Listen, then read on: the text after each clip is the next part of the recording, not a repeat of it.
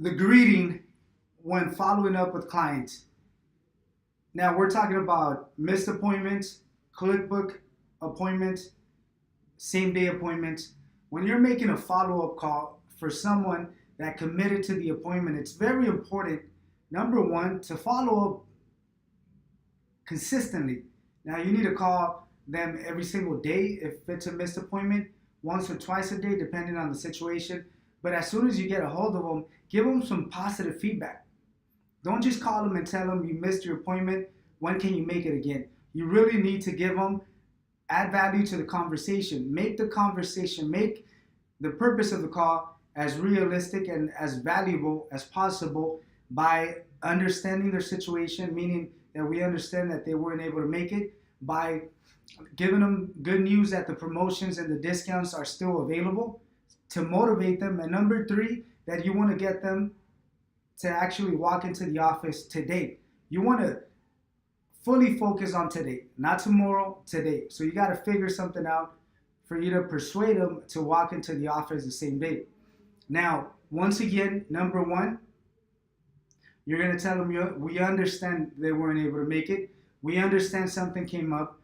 We understand they probably had some sort of last minute appointment. Number two, that the promotions, good news, promotions are still available. And number three, we want you to come in today. We want to help you today. I want to help you today.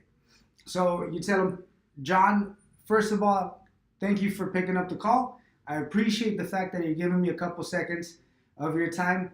It seems like we had an appointment a couple days ago, and I understand you weren't able to make it. And I understand something probably came up, but I have some great news for you. It seems like the appointment that we scheduled a couple days ago was based on a few promotions, a few discounts, and it seems like they're still available today. So that's fantastic news. Now, the question of the day, the $1,000,000 question, can you make it in today? Are you able to make it in today? I need you to come in today. I have an appointment available at 5 or 7 o'clock. Which one works for you better? Now, in other segments, I talk about not asking them. Literally, what you're doing when you tell them, can you make it in today? You're just testing them out to see what they're going to say. But you're not going to go based on that. That's just to have them open up, to start giving you their perspective as far as their time and if they're available or not. Now, you're not going to focus on specifically whatever they tell you. So if they tell you, look, I can't make it in today, but I can make it in next week, or I can make it in tomorrow, it doesn't necessarily mean that you have to agree and just kind of accept whatever they're telling you. You're just going to listen. So if they tell you, look, you know what, unfortunately today I'm not available, I can make it in next week, I completely understand, sir. Don't worry. Let me open up my system. I'll reschedule the appointment for a near future. But let me ask you a question. I have an appointment available at 5. I have another appointment available at 7. What works for you better? And they're going to tell you, look, I can't make it in today. I can make it in next week. Fantastic. Don't worry. So we'll schedule you for that date. But let me ask you a question. You're not able to squeeze in at least a 10, 15-minute appointment. Now, the only reason why I want you to come in today, the only reason why I'm advising you to make it in today, and I'm being consistent and persistent on you setting up an appointment and making some time to actually walk into the office today, is simply because I want to help you today. Now, let me just share something with you, and this is just technically the way it works. Now, 90% of the time, if we schedule an appointment and you miss your appointment and we reschedule again, there's a higher possibility of that happening again, because you just don't know what's going to happen. Maybe something else is going to come up, or your last minute changes. So if we could schedule it for today, we could control our schedule today. Today, if you look at your schedule for the rest of the day, you'll be able to look at every single appointment or just simply any commitment that you have for the day. But if we talk about next week, there's a lot of things that could happen within that week. So I technically work for today and tomorrow. Those are at least more of a possibility of me helping you today. So can you make it in at 5 or can you make it in at 7?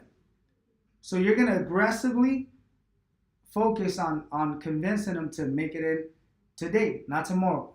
So once again, when you're calling them, when you're greeting them, you're going to tell them that we understand that they missed their appointment. We completely understand. Don't worry.